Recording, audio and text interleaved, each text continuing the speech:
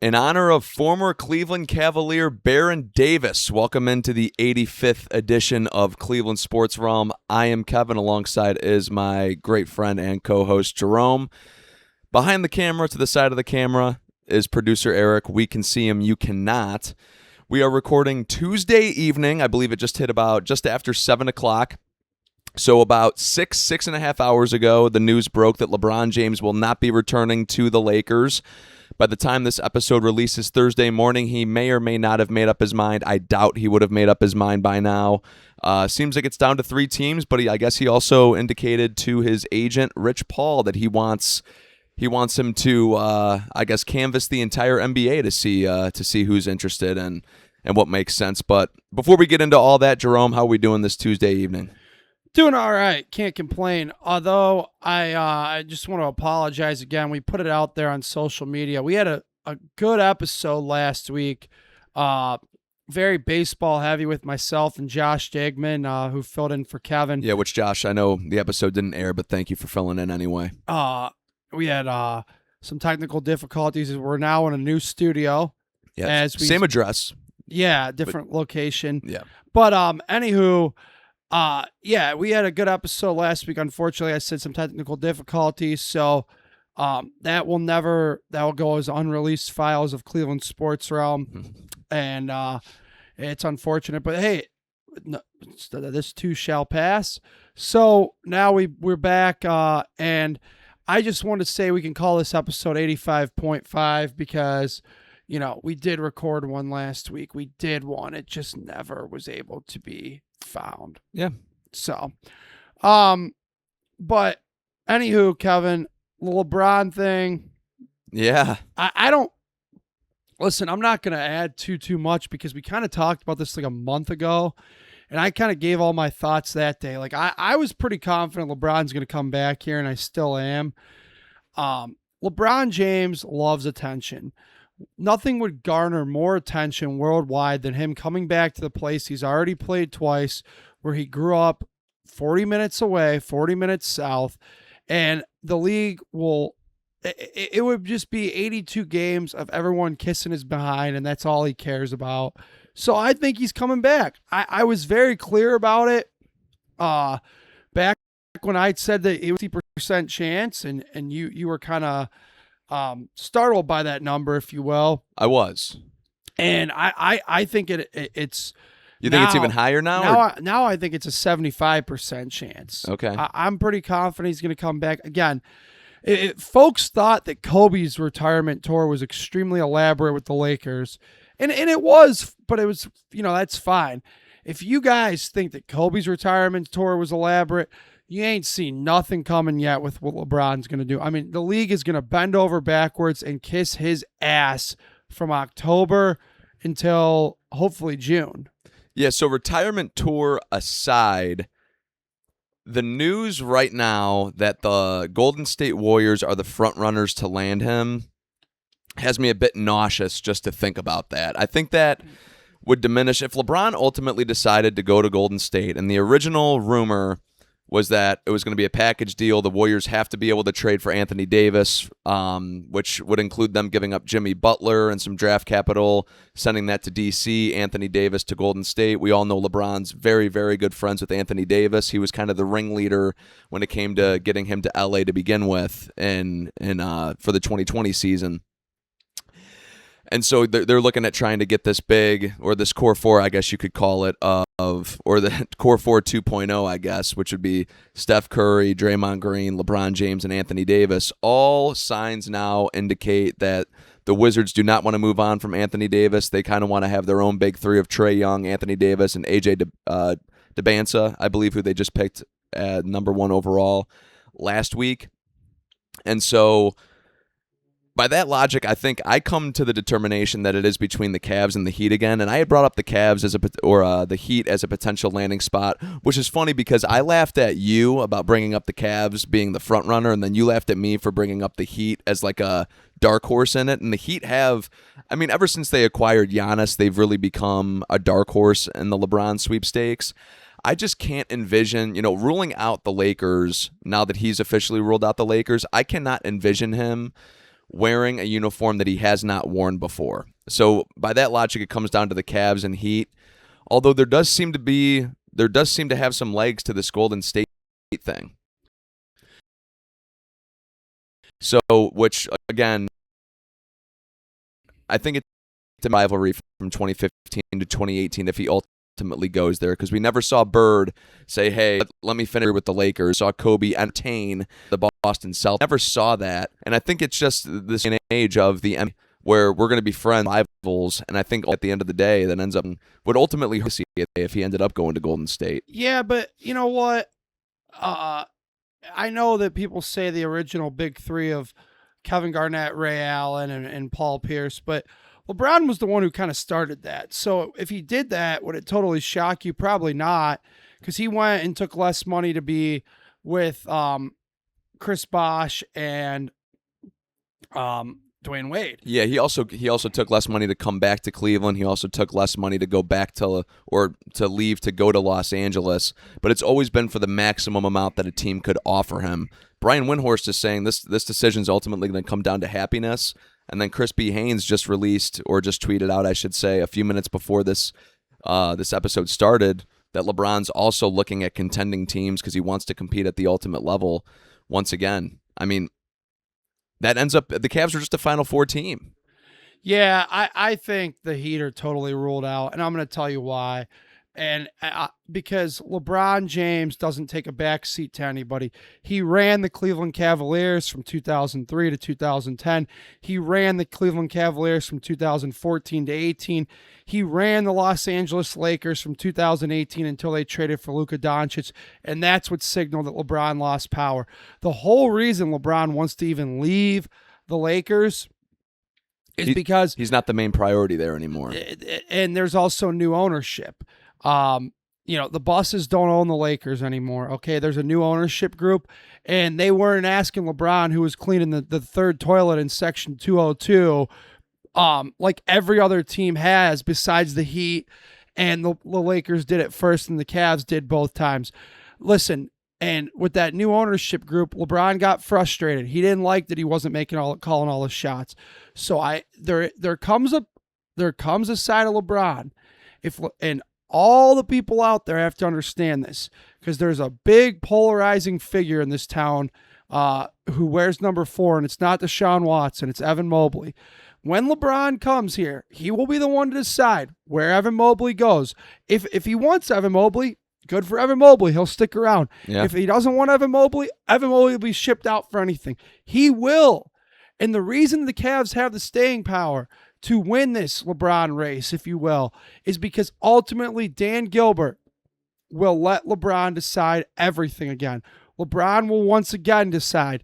And the reason why I think the retirement tour is going to be so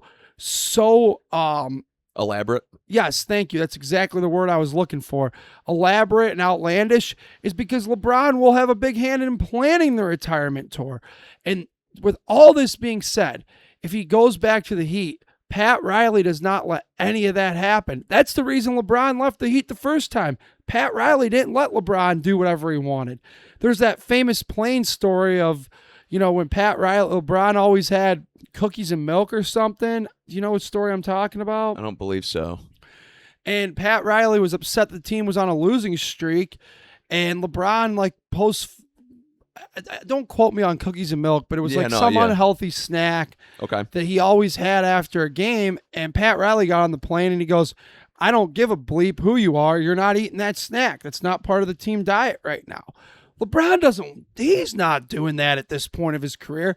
To let Pat Riley pick who comes and goes and all of that, not going to happen. That's why, as far as I'm concerned, the Heat have zero chance to sign LeBron James, and it comes down to 75% Lakers, 25% Warriors. And 75% Cavs, you mean? Yeah. Oh, sorry. Yes. Yeah, you're fine. I know what you're saying. Yeah. Yeah. Right. Thank you for correcting me. 75% Cavaliers, 25% Warriors. Everybody else 0% chance, because the Warriors thing does seem to have some traction. I also do doubt that, though, because I don't know if Steve Kerr is going to let him steamroll him.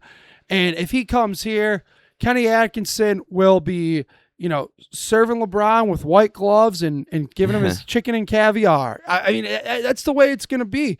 And that's why at the end of the day, LeBron will choose to come here.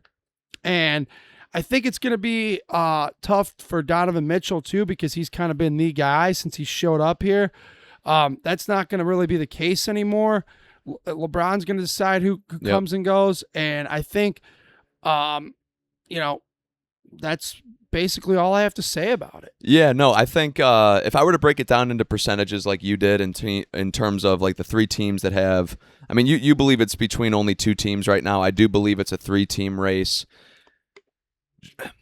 I'm gonna say I think it's 50% Cavs, 50% the field, which is basically the Warriors and Heat. And if I were to put those into percentages, I'm going to probably say 30% Warriors, maybe 35% Warriors, and then 15 to 20% for the Heat.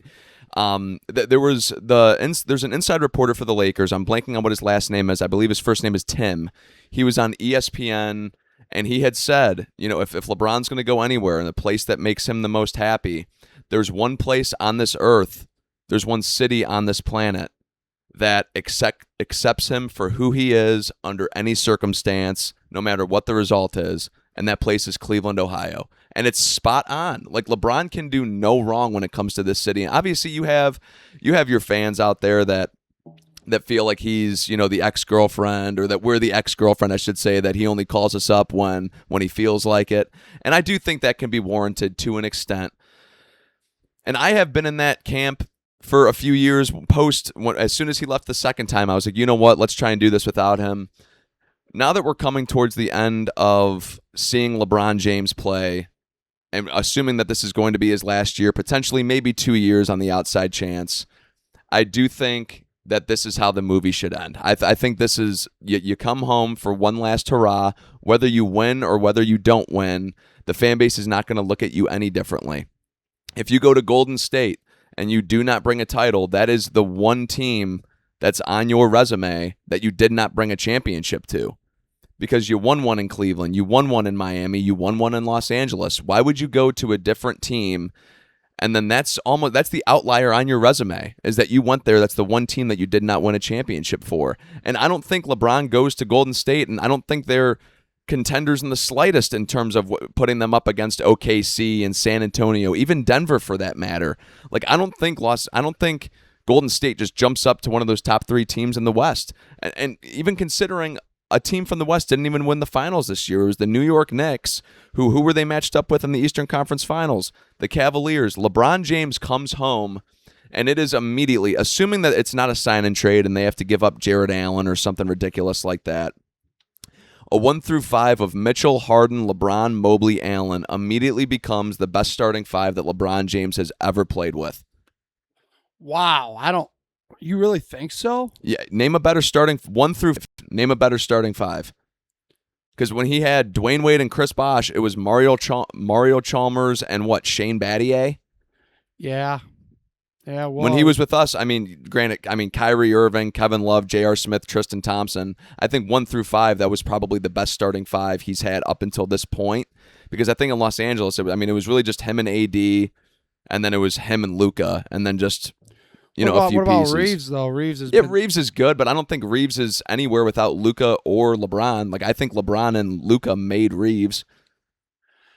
Yeah, I don't know. It'd be interesting. I think too.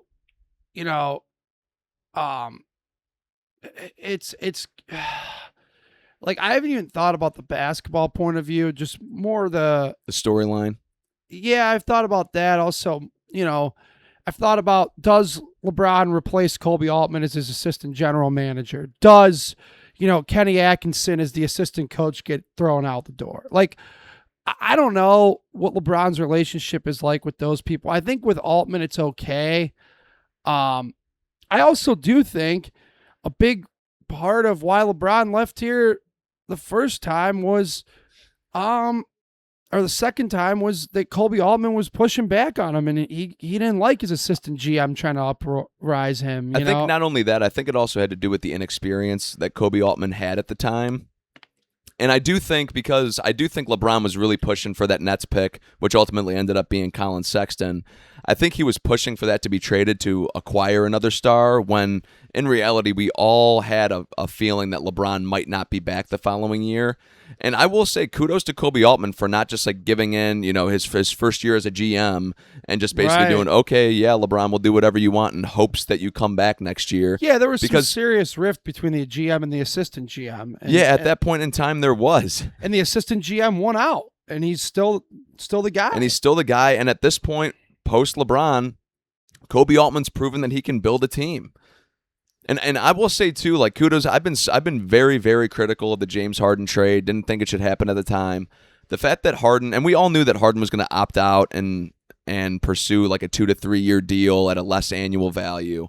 But the fact that he's holding out right now to see if they can acquire LeBron, because right now it's basically, okay, yeah, we're going to see if we can acquire LeBron, and then if we can, he's going to take more of a discount than he was originally going to.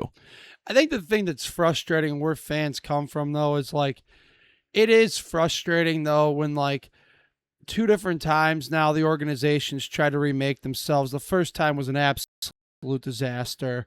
The second time, really well. I'd venture to argue, they've gotten Eastern Conference Finals appearance. Right. The second time they remade themselves and really, really well, minus, a lack of success in the postseason.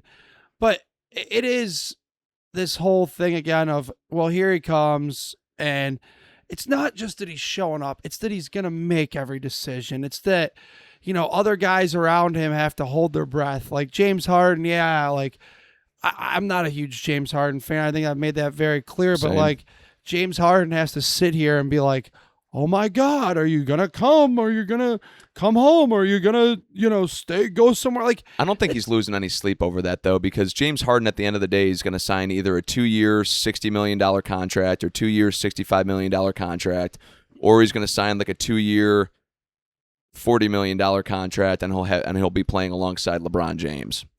Yeah, but you get my point of the frustration of it, though. Like, and this thing's not going anytime soon. My thing is, for once, it'd be nice if LeBron would just, not crap all over Cleveland and just be like, okay, yes, I'm coming. I will be here. Like make a decision today. Like, just do it. Well, and he knows what he's doing. Because you don't just like post on social media already a goodbye to the Lakers. Every decision LeBron's ever made has been calculated, and in my opinion has been thought through and decided a month or 2, even longer than that beforehand. Like, how long do you think he had decided he was coming back to Cleveland when he was in Miami? I think at least a year, probably. Oh, I think longer. I mean, because he said a year after he left, he said, yeah, I'll be back there someday. I think LeBron got there. And keep in mind, when LeBron came back in 2014, in his letter, he said, at some point, I always knew I would come home and finish my career in Cleveland. Granted, that article was written 12 years ago. I mean, that article was written 12 years ago. A lot's happened over in the last 12 years, but, Yeah, I remember tearing up at that. Like, I do remember tearing up reading that article. I was at my campground, for the weekend. And I remember that Friday afternoon reading that article and tearing up. And to be quite honest with you, I would not have that reaction this time. I think my reaction this time would be, all right, we kind of saw it coming, and here we go again. No, go ahead. Sorry. And I think it's more of, well, he's going to come back, and everybody needs to step aside because he's not, again, he's too much of an egomaniac. I know I keep reiterating it. He's not coming here to let other people make decisions.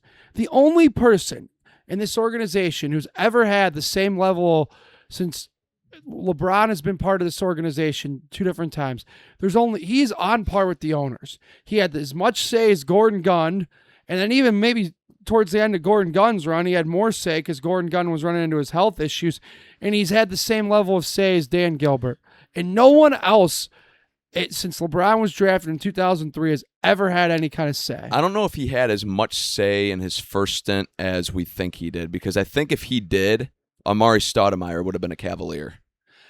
I think he did. I think he had a lot. I don't think J.J. Hickson would have held up a deal for Amari Stoudemire if LeBron was pulling the strings. because that's what it was. They didn't want to give up J.J. effing Hickson for an all-star power forward. Yeah, I think maybe not as much because he was young at that time. We have to remember LeBron's been around as long as the century's been going. Yeah. I mean that you're talking about stuff that's legitimately 18 to 20 years. Oh, I know, ago. but keep in mind, and then his second stint, it's like, okay, if we don't do what he says, like he's gonna leave again. Yeah. Oh, yeah. That's basically because he kept upping up. I know I've said this before on the pod. But he kept just upping up on 1-year deals. When he went to Miami, it was a 4-year deal straight up. 1+1s. Lakers, 4-year deal straight up. The only time he signed a multi-year contract with us in the second stint was a 2+1, and that was after they won the championship. It was a 2-year deal plus a player option for a third. But every other year, it was a 1-year deal. Yeah, and I think the Cavs. It's the only place he's never committed to long term outside of his rookie extension. And I think the Cavs, credit to them. The first time they had no plan. And I've gone on about this many times. I genuinely think Dan Gilbert looked around at Danny Ferry and whoever was running the show at that time and said, okay, well, he signed for 4 years. We just got to sit here, twiddle our thumbs, hope and pray to win the lottery a couple times, which they did, and hope and pray that he comes back in 4 years. That was their whole plan. They never had a structured plan the first time. It was kind of an atrocity. And I think LeBron gets this in his head. Well, they are, and that's where I, as a fan of the Cavs, feel like the ex-girlfriend, because it is true. Yeah. Like, basically, the Cavs, if you want to equate it to like a breakup song, the Cavs were like Taylor Swift. They said the boy dumped them, and they sat there, wrote songs, prayed prayers, and wrote lullabies, hoping that he'd return in 4 years, and he did. And he did. And he knew that. He was down there 1,000 miles away in South Beach and said, they're all sitting there looking at me across the field with a rose in their hand, dreamy-eyed. Come home, buddy.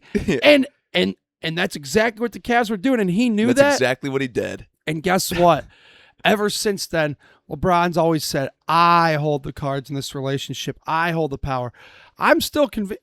I believe this because he kind of alluded to it in his letter.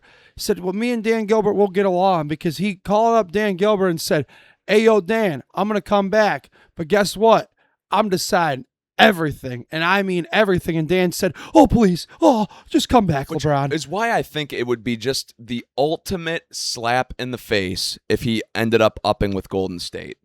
To have this whole back and forth with the city of Cleveland of, I love you, but I'm not going to be there with you, and blah, blah, blah, and then go and sign with their arch nemesis from the time that you were there, the team that took 3 out of 4 from you, you're going to go and up with. Yeah. It would be the ultimate slap in the face to the city of Cleveland. And like I said, it would diminish what the rivalry was from 2015 to 2018. That is looked at as the best rivalry since Celtics-Lakers. Of the 80s. Yes, of the 80s. That is looked at as the best rivalry since then. And we haven't seen a rivalry in the last 8 years that has come close to that rivalry. And you go and play for that team. I mean, I'm sorry, dude. You don't have the competitive attitude that the entire planet, the entire country thought that you had. Well, I agree with you. And also, I think that LeBron has to look at this from, he wants to look at this from calling the shots. Like, I think the last shot he called in the Lakers was drafting his kid. And then after that, they were kind of screw this. We're not winning. We're not going anywhere.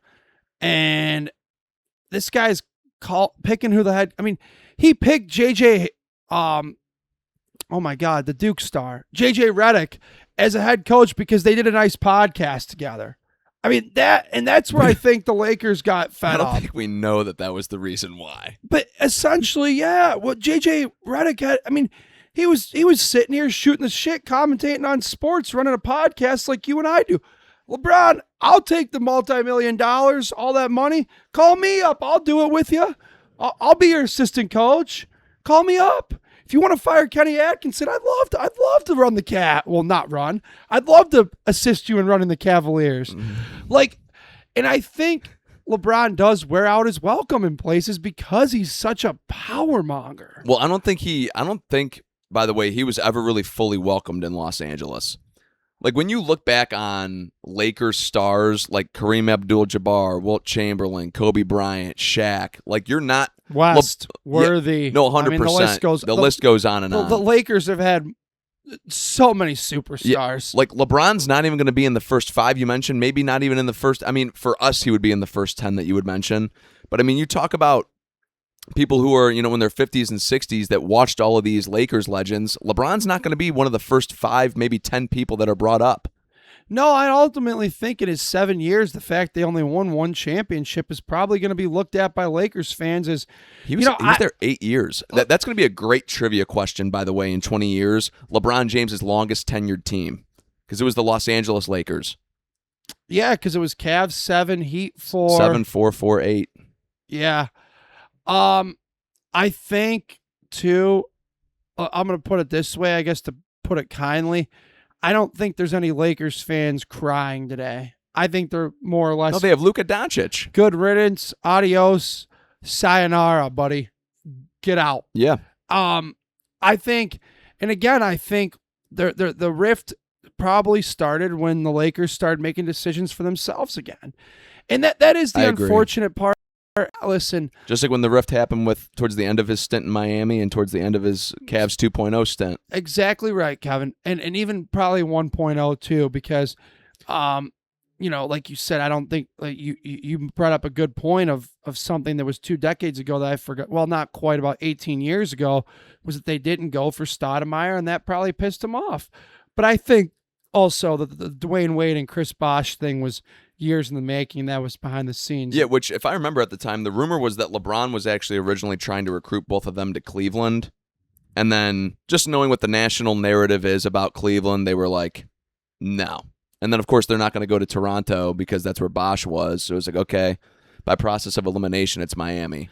Yeah, but, come to think of it, it is funny that you brought it up. Every time that he hasn't called who's scrubbing the third toilet in section 202, and all right, I'm out of here. Yeah, exactly. No, that's literally, like, I'm thinking about this LeBron Odyssey career as a timeline. The Cavs didn't really give him the full keys to the kingdom because they thought he was too young. Pat Riley basically told him to kiss my ass. I've won more championships than you. He was out. The Cavs, the second time, didn't trade this lottery pick he wanted traded. That was it. And then the Lakers traded Luka Doncic without letting him know, and that was it. And then, like I said, his last word that he got and was drafting of his son and hiring J.J. Redick, and I think both those moves, the Lakers looked around like, what the? Basically, excuse my WTF. I mean, yeah, like, we're drafting a kid who averaged 3 points at USC, who's a total, a not good player. And then we hired a guy because LeBron and him were friendly on a podcast. I think Bronny's almost a package deal with LeBron too, specifically if it's Cleveland. If LeBron went to like Golden State or back to Miami, I could see Bronny not really being there. But I could see that being like, if LeBron came home, I could see Bronny being our 14th guy. Great. I guess people another sub 6 foot player on the bench for the Cavs. I guess people who 6'5" go to charge games will get to see a lot of him because that's all he is a D leaguer. Yeah. Look, I mean, he and if it wasn't for LeBron, would any organization have drafted him? No chance. And I remember when JJ... He pulled the Shedeur Sanders, by the way, too, and like towards the end of the draft. Hey, this has nothing to do with my guy. No, but listen. No, but it's a legend's son. No, but he really did pull a Shedeur Sanders because you remember during round 2, which is basically the equivalent of day 3 in the NFL, LeBron's camp was calling teams saying, hey, don't draft him. Which is literally what Deion Sanders and Shedeur were doing. Yeah, I don't want. You really, and I'm not trying to get into a Shedeur thing, but I'm just telling you, like, they did pull a Deion and Shedeur. No, well, either way, I don't know that. Maybe I'm being biased here. I think Shedeur Sanders would have been drafted by somebody clearly because the Ravens had interest. Yeah, he would have been, and the Eagles. Like, I really don't think if LeBron's kid was not LeBron Jr., I don't think there's any chance he's drafted. Again, I don't think so either. He didn't start games at USC, and it's not like his. And neither did Deion Waiters when he was at Syracuse. He was a top 4 pick. So yeah, you get what I'm saying, though. I do. Deion Waiters also played really well for Boeheim and averaged a lot of points there at Syracuse. This kid, LeBron Jr., Bronny, as they call him, he averaged 3.8 points a game at USC. Yep. And oh, by the way, it's not like USC is any good at basketball for the most part. Yeah, sure, they make the tournament here and there, but they're not like a powerhouse. Right. Deion Waiters, when he was drafted at Syracuse, in his defense, and trust me, I couldn't stand Deion Waiters on the Cavaliers, but Deion Waiters was he won a championship with Deion LeBron. Waiters was an absolute blue blood and was a key player in Boeheim's rotation. LeBron James Jr. was there because USC decided, oh, this will be great for our NIL and our basketball program. Write LeBron's son a blank check, whatever he wants, and that's where he ended up. LeBron, by the way, LeBron shipped out Deion Waiters from Cleveland and then proceeded to bring him into Los Angeles and win a title with him. Yeah, I guess it was like Deion Waiters wasn't like a significant contributor on that team, but Deion Waiters does have an NBA championship with LeBron James. You know, if you wouldn't have said that, I would have completely forgot it.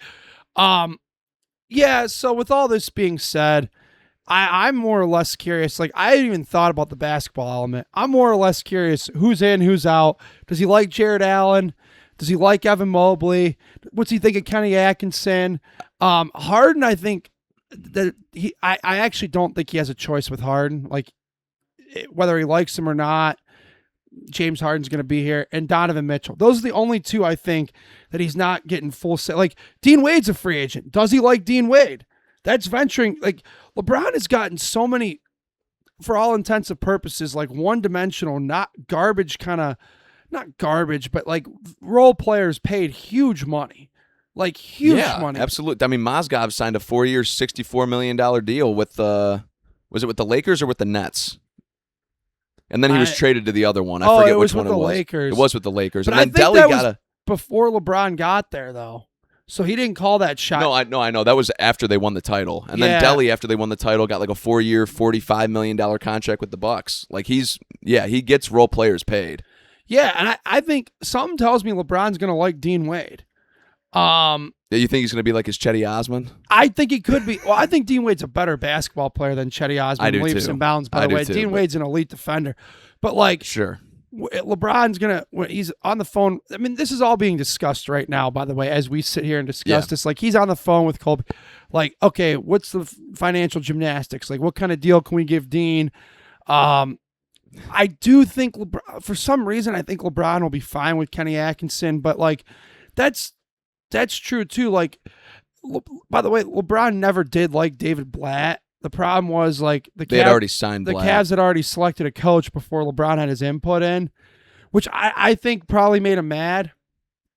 And that's the whole reason Ty Lue got to be the associate coach, was LeBron loved Ty Lue. And one of the biggest lies ever told was the day David Blatt was coach, and LeBron stood up there in front of the podium and said, well, this was all news to me. I was shocked. Yeah. Sure. That's why you and T. Lue were on the phone, man. You were calling his digits? Come on. You knew what was going on. Relax. Dude, I will say this is something, if LeBron does ultimately decide to come home from a basketball standpoint, and hear me out on this because I know it's going to sound absurd. I know James Harden would not go for this, but I would almost send him back to his Oklahoma City Thunder sixth man days and run a lineup of Mitchell, Strus, LeBron, Mobley, Allen. Because at that point, you don't have to have 3 ball-dominant guys out there. You have LeBron facilitating. You have Mitchell scoring. You have Strus being the hustle guy, hitting down three-pointers. You have Mobley, the quote-unquote unicorn that the fan base wants to call him. And then you have your rim protector and Allen. I think that starting 5 is actually more formidable than if Harden was in there. And then you bring Harden to run the second unit, and you can still give Harden, by the way, 25 to 30 minutes a night. It doesn't have to diminish his minutes at all, even though he led the team in minutes throughout the postseason.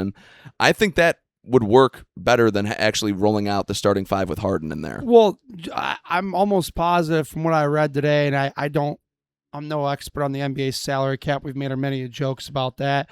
But in all seriousness, if when he does decide who he's going to get rid of. Like, apparently the conversations are ongoing. Like, Strus is out of here. Yeah, I also read that it was Bobby Marks, I want to say. He's like a big cap expert. Yeah. Talking He's, about the he's second a capologist, they call him. I watched a video that he was going over, and he walked through the three main teams, which of course are the Cavs, Heat, and Warriors.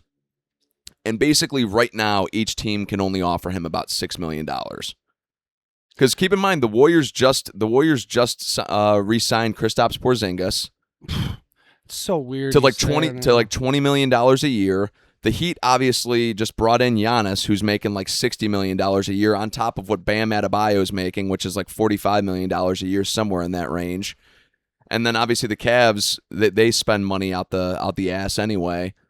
And so it's the like highest payroll in the NBA. It's like each team, and then of course the Warriors are going to have to worry about re-signing Draymond Green. Obviously he declined his option. He's willing to take a little bit less in order to bring LeBron on board.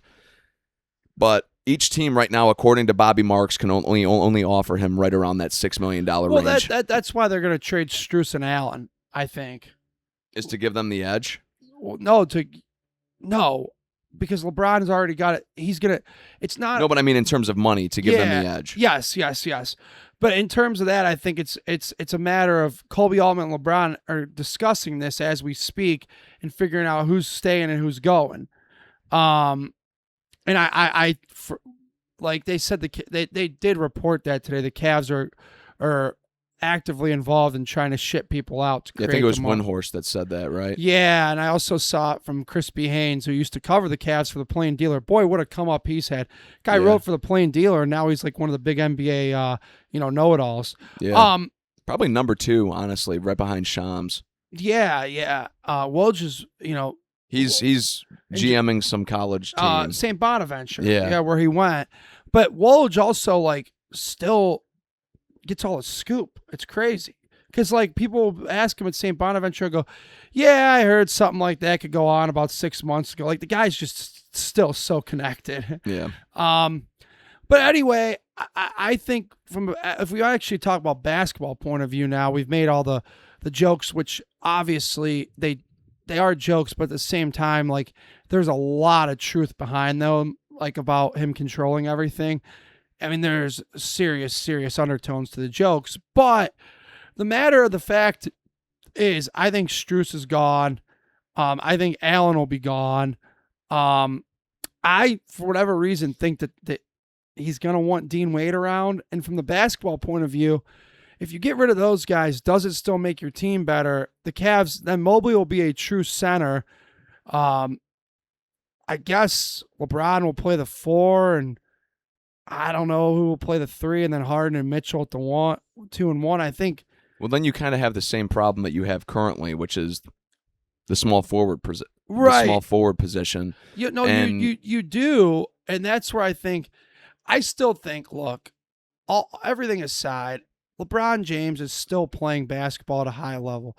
Yes. Do we feel like, the Taylor Swift song I can think of as, she's chair captain and I'm on the bleachers. That's the Cavs. And, they have been for the last 20 years.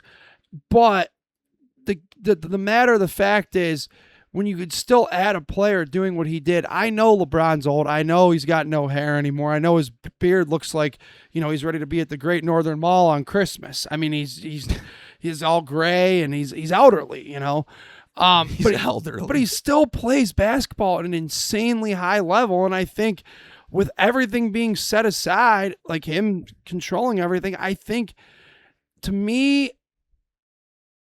basketball point of view, the juice is still worth the squeeze. And I know that not everybody agrees with that. Yeah, but do you think in this hypothetical that you laid out, Strus is gone, Allen's gone, maybe there's another piece that's gone. Do you think that's worth it for a 41 going on 42-year-old LeBron James? Yes, because I think in the scenario I just created in my head when you asked me that question 2 minutes ago, if he does want Dean Wade back, you don't solve your offensive problems at the 3, but LeBron could then play the 3 and Dean Wade could play the 4 and he keeps having Mobley. But maybe he doesn't want Evan Mobley. Maybe he wants Jared Allen. Maybe that opens up an Evan Mobley trade for Jaylen Brown. Did you also see that Evan Mobley's mom is not a big fan of Donovan Mitchell? That's going around on social media. I did not. Yeah, Nicole Mobley said it's hard for your son. Tweeted something that an Evan Mobley truther tweeted.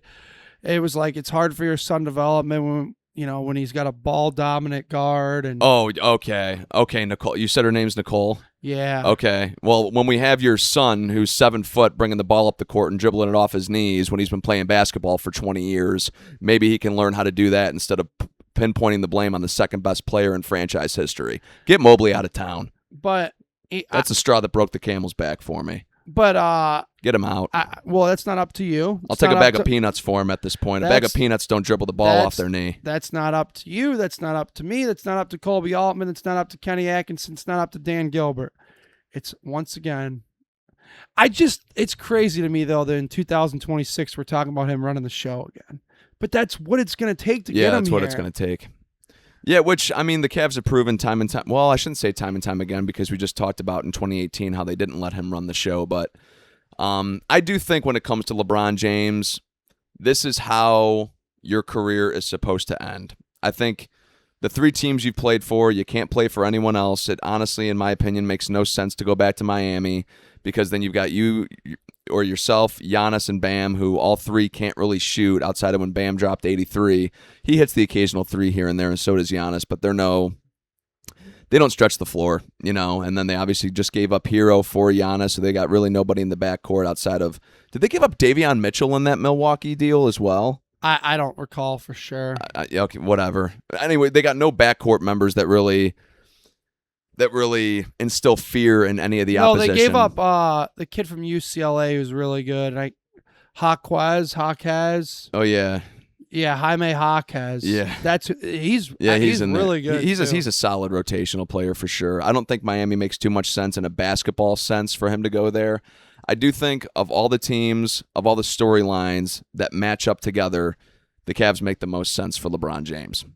Yeah, I think so too. Now we'll wait and see like we always do. And I know Brian Windhorst had also said money's not going to be the biggest motivator for him. It's going to be about happiness. Every time he's come here, and the last time he was in Cleveland when they gave him that tribute on the Jumbotron, he had to pull his jersey over his eyes because he was getting emotional during it.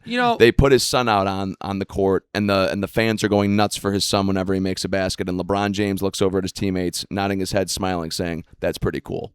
Yeah. Now I somebody who I think covers all 3 Cleveland sports teams great. And maybe he does listen to this podcast. I highly doubt it. I've had the opportunity to meet him a few times. That's Tom Withers. Okay. He retired, but he wrote for the Associated Press for years. He covered the Browns, the Guardians, and the Cavaliers.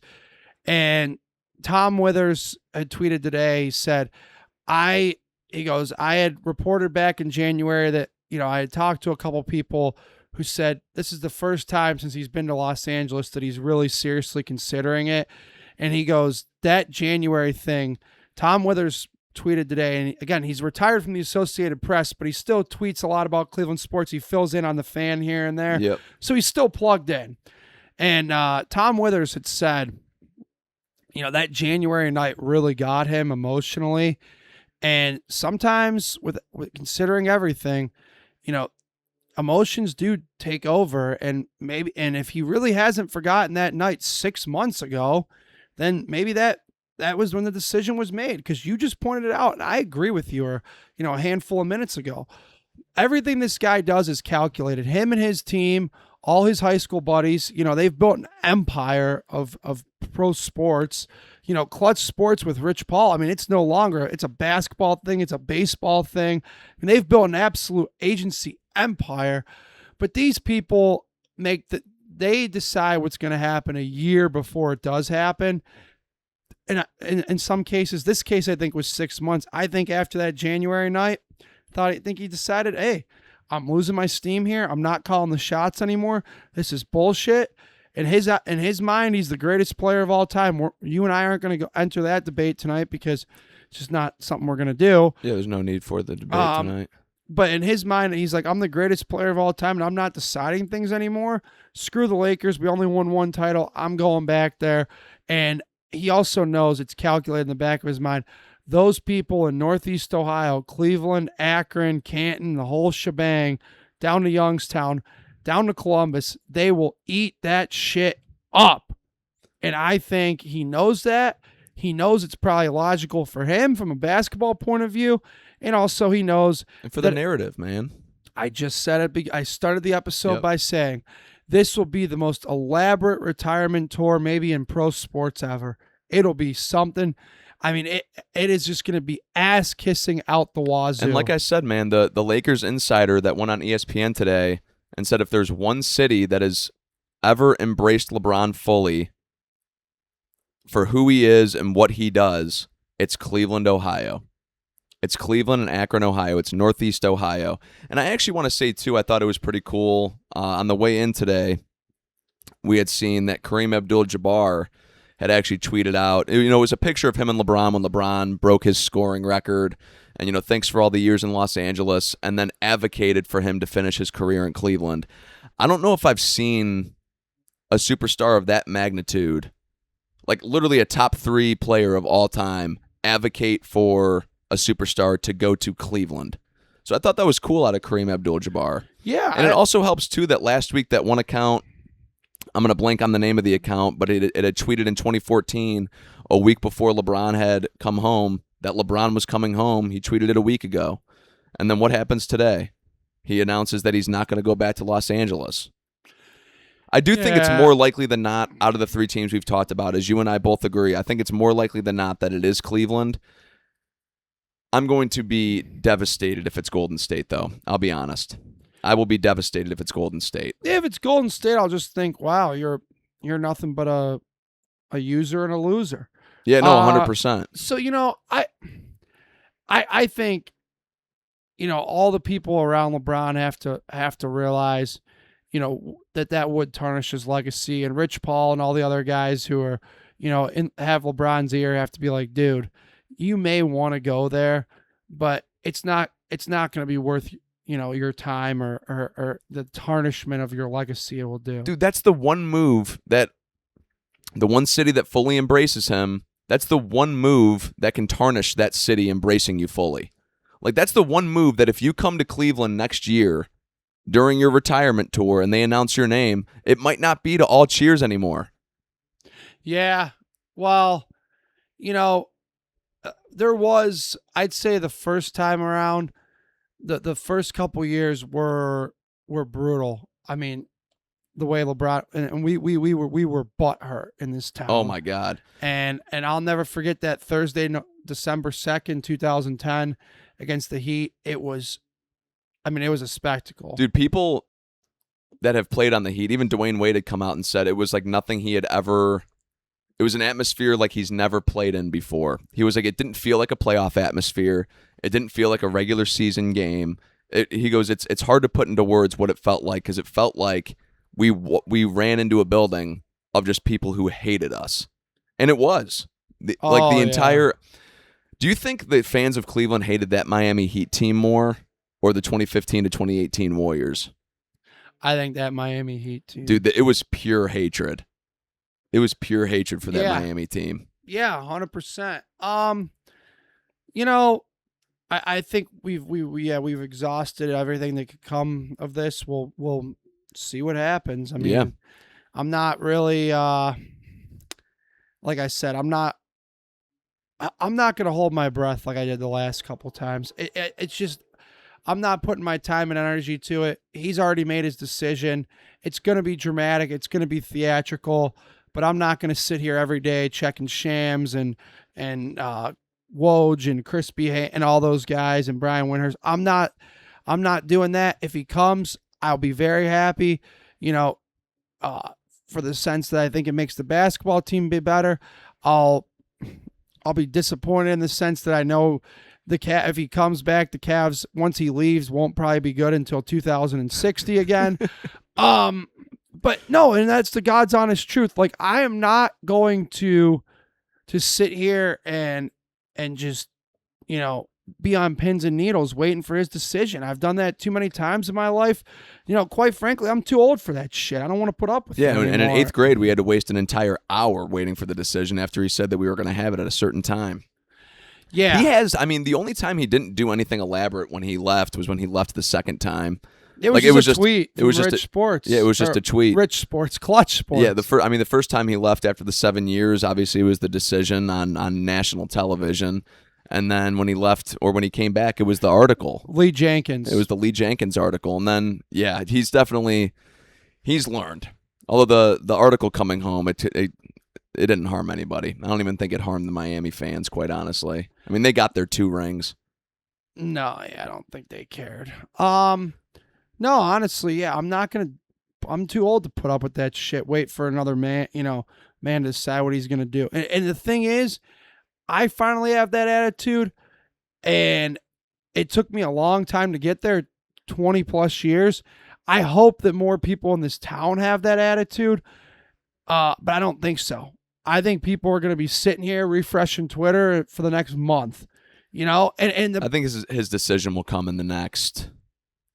It'll come before July 15th, if I were to guess. It'll come in the first half of July. But I'm not, like I said, I'm over that kind of shit. Like the day it happens, I'll probably smile, look at my phone, and say, like you pointed out, what a movie ending, what a storybook ending. If that's his decision, man. And it will be. I'm confident. Listen, at this point, I hope you're right. I know that his first probably 5 or 6 years in Los Angeles, when the Cavs were really building their team and looking to become a young contending team, I wanted to do it without him. Now at this point, what other moves are there in order to get this team over the hump? You know who looks like a total buffoon today is Darius Garland, because he was the one who did go on national television when the Cavs smoked the Lakers one time and said, we're going to do this without LeBron. We're going to win a championship before he does again. You ate that up. You know you did. I ate it up at the time, too. Yeah, I did. But, boy, that thing aged like a glass of spoiled 6-week-old milk. Which, speaking of Darius Garland, his Los Angeles Clippers were involved in some news today. Yeah. The Raptors traded Brandon Ingram, Grady Dick, and like 3 unprotected first-round picks in order to get Kawhi Leonard back. I love this from a basketball standpoint for the Raptors for like this next year or two. I hate it for them long-term. I really do. And it's kind of crazy, too, because you know who holds the Clippers' unprotected pick next year? The Cavs. The Thunder. Oh. And the Clippers are not going to be amazing. But it's going to be cool, I think, to see Darius Garland and Brandon Ingram in Los Angeles. 2 guys who I think are ultra talented but have never been able to make it really work wherever they've been. Be interesting to see how that formulates, and especially the Clippers getting first-round picks in the future. But yeah, if the Raptors don't do anything in these next 3 years, they're screwed for the next decade plus. Yeah, the Brandon Ingram, he went pretty full circle, huh? I remember it was still back in Los Angeles. Yeah, different. The team that's irrelevant though. Right. I remember when last deadline as a Cavs fan, I was dying for them to trade for Brandon Ingram. I think this is a dumb move by Toronto. They're pulling on the heartstrings too much. I mean, yeah, Kawhi was good when he's there. He'll lace up for about 15 games this year.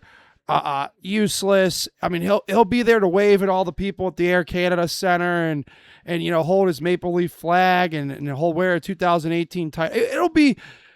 Honest to God, maybe this is me being biased saying this. LeBron will have more of a basketball impact on the Cavaliers this year than Kawhi will on the Raptors. I don't think that's an asinine take in the slightest, by the way. That's assuming that LeBron comes home. That's under the hypothetical that LeBron comes home.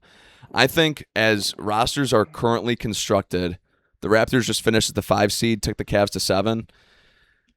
I think the Raptors just jumped to a top 3 seed in the East. I don't think so, because I think for this upcoming year, assuming that rosters stay the same, I'm not working under the assumption that LeBron is on the Cavaliers. As rosters are currently constructed, this catapults them for the next year or two. Other than that, if they don't win anything, and which, by the way, Kawhi Leonard on the Raptors, his 1 year there, was like, he's one of my favorite players that I, honest to God, ever watched. I thought he should have stayed in Toronto. So it's going to be cool to see him back there, even though it does diminish the Cavs' chances at a title next season. Well, I don't think they're a top 3 team, because I think as currently constructed, the Cavs are still better, the Boston Celtics are still better, the New York Knicks are still better. Oh, and by the way, like I said, you say the Cavs are still better? Yeah. No, they're not. Than the Raptors? No. Kawhi Leonard's going to play 15 games. I mean, there's just, it doesn't matter. It's an irrelevant thing. They gave up a ton of stuff to get the Raptors just took them to 7 games, and they only gave up 2 players in the deal. And Grady Dick barely played for them in the playoffs. They massively upgraded their small forward position, and they took us to 7 games. You don't think that propels them above the Cavs as rosters are currently constructed? Your best availability, Kawhi Leonard will not play. I mean, again, he'll be there to hold his Canadian flag and wave, and maybe wear a 2018 title shirt. It's irrelevant. Kawhi Leonard's going to play games for the Raptors this year, which is barely over half. That's not an asinine amount to play. And they will be a top 3 seed in the East if the Cavs do not get LeBron James. One thing about Kawhi Leonard, all the way back to his San Antonio days, besides that 1 year in Toronto, he may not make all the decisions like LeBron does. He plays when he wants to play, though, and that's not a lot. Hey, I mean, the Clippers shelled out everything to get Kawhi Leonard, including current MVP SGA. Yeah, back-to-back MVP SGA, and it got them absolutely nowhere. And like 5 or 6 first-round picks. Did they even make the postseason the last couple years? I don't know about the last couple. I think they were in the play-in tournament this past year. I think the year prior they were in the playoffs. I think the furthest they got was the semi-conference finals. Yeah, the second round. I think that's the furthest they got. Yeah, so. Yeah, this does nothing for Toronto. To me, it's a big nothing burger. Honestly, it again, I know Brandon Ingram didn't play well in the playoffs, and that's probably where it's stemming from. But Kawhi Leonard didn't play well point blank this past year, really, I don't think. So he averaged like 27 points and 6 rebounds. Yeah, again, I think it's a big nothing burger. It does nothing for me. Cavs are still better. Take. The Knicks are still better. The Celtics are still better. Toronto, Knicks and Celtics, I'll give you. Toronto, yeah, good for them. They got their boy who won them a championship. It'll be nice. It'll be a nice, story. They'll write some good articles in the Toronto Star about it. And beyond that, it's pretty much a nothing burger. If LeBron James does not come back and the Cavs face the Raptors in the playoffs, you think the Cavs take it? Yeah, I do. I don't. Because I don't think Kawhi Leonard he'll be there in a jumpsuit. You think James Harden's getting better next year? Probably not. No, I think he's probably going to get worse a little bit. Donovan Mitchell's probably going to stay about the same. Kawhi Leonard sure as hell ain't going to get any better. Why not? He won't barely even play. And Kawhi Leonard, I mean, he's been around for a long time now, too. I mean, he's no spring chicken. And he didn't play when he was young. He didn't bother to suit up. I mean, it's a nothing burger. It's good for people who are in the media. They can talk about it on television. They can write newspaper articles about it. They can write online blogs about it. Beyond that, it's irrelevant as far as the basketball goes. I mean, I just don't.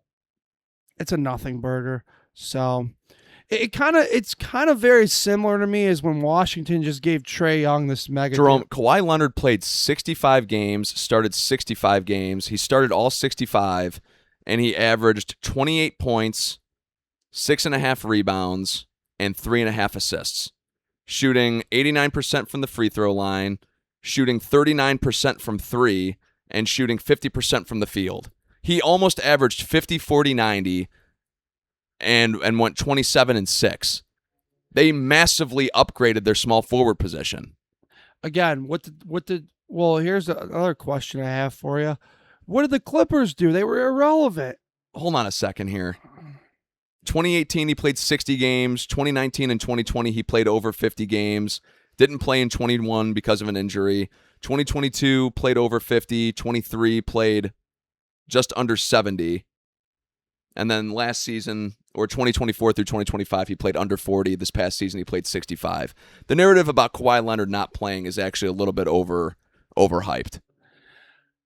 He's gonna have his DNPs. He's gonna have his load management games. That's what comes with the territory. LeBron James has them. Luka Doncic has them. Everybody has them. But Kawhi Leonard, Donovan Mitchell has them. He just played 65 games and averaged 27-6 on close to 50, 40, 90. And what did the Clippers do? They I think. What did the Lakers do? And you're saying that LeBron James is going to put us over the hump. And he played with Luka Doncic. Well, they both missed an extensive amount of time. The best ability is availability. I guess we shouldn't bring LeBron home. But again, I think the basketball, LeBron will have more of an impact on the Cavaliers this year than Kawhi will on the Raptors. I agree if he comes home, by the way. Mark my words on that one. I agree if he comes home. I'm just saying, to not say that the Raptors massively upgraded on the Kawhi Leonard, I just can't get behind that. No, it was a nothing burger. So anywho, okay. You think if the Cavs would have added Kawhi Leonard today instead of the Raptors, you'd be saying that we're heading to the finals? No, I wouldn't. You absolutely would be. I have not. You hated James Harden as soon as we acquired him. You thought we were going to the finals. I would not think that because I haven't Kawhi Leonard's been so irrelevant playing for the Clippers that honest to God, I really have not seen what he's done or what. But I do have a preconceived narrative in my head.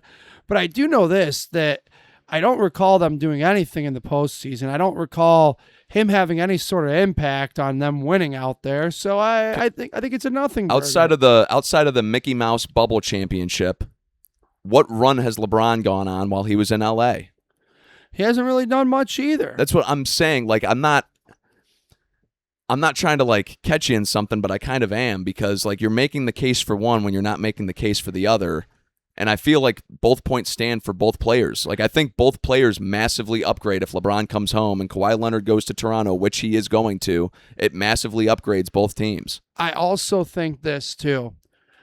I would bet a lot of money that LeBron wants to be honored everywhere he can be honored this year. He will play more games for the Cavs than Kawhi will the Raptors this year. Okay, but when it comes to the postseason, which both teams you would assume are going to be in the postseason, Kawhi Leonard's going to have a significant impact. I disagree. I don't see it. Okay, all right. I don't see it. Okay, but agree to disagree. Then. Yeah, I mean, yeah. Again, we're not going to agree on that.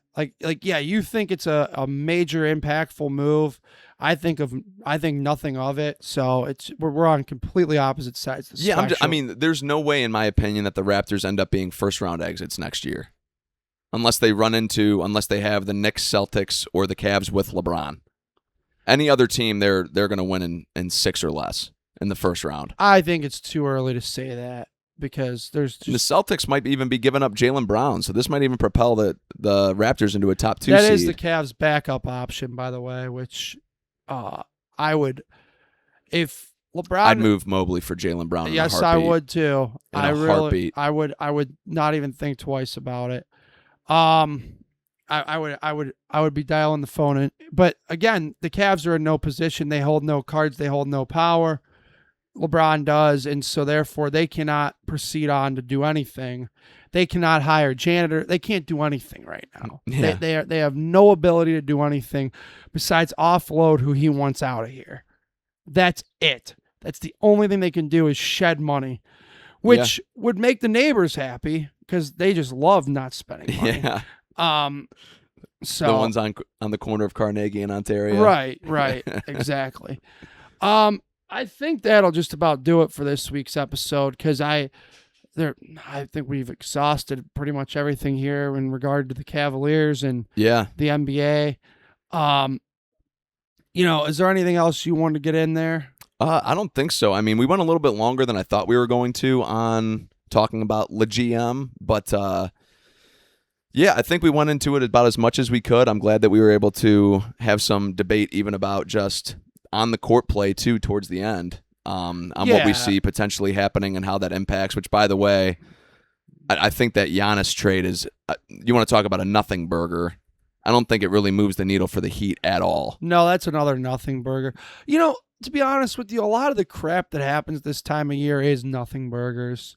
It's to give people something to write about who cover the NBA in the off season. Was it around this time though that the Cavs traded for Mitchell in 2022? Was it around this time? Yeah. Or was it July? It was summer. It was the summer. It was the summer of 22. Yeah. No, anyway, that's a good shout out. Brian Adams. Look him up, kids. Brian Adams was great back in Got his his first day. real 6 string.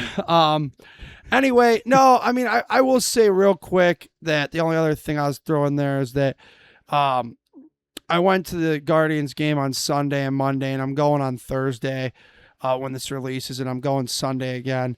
And I'm going on Sunday, too. All I could do is say, last night they lost, and Sunday was a great comeback win, but this offense is still pretty dreadful, and Josh and I got into it extensively last week on the unrecorded episode, the mystery episode, but they have about 3 or 4 guys that actually probably need designated for assignment immediately, if not sooner. And that's a problem. You can't be carrying that much dead weight around. Stephen Kwan, dead weight. Gabby Arias, the deadest of weight. And David Fry is kind of turning into dead weight himself. So real quick on them. But I also will say Sunday was awesome just because you just didn't see it coming at all. And thank God that Chase DeLauder's back, because our prayers to heaven above have been answered, and now almost heaven is back returning. So yeah, thank God, because they needed something. So that's all I have to say about that. Yeah. We'll cover that more next week. All right, Derek, thanks for everything. You did a great job. Yeah, you did. Kevin, good job out of you. Thanks, brother. You did not have a nothing burger like the Kawhi Leonard trade tonight. You were very effective in your role.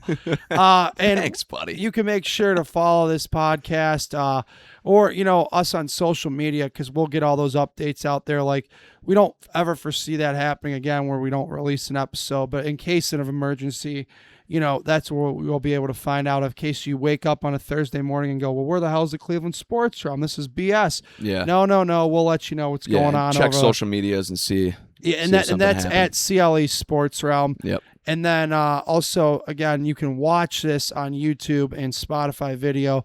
And if you're just interested in the audio, that's cool. No problem with that. It's available on Apple Podcasts and Spotify. Thanks again, everybody. Have a great night. We'll obviously be back for episode 86. Where else but the Cleveland Sports Realm? Adios, amigos. Go Cavs.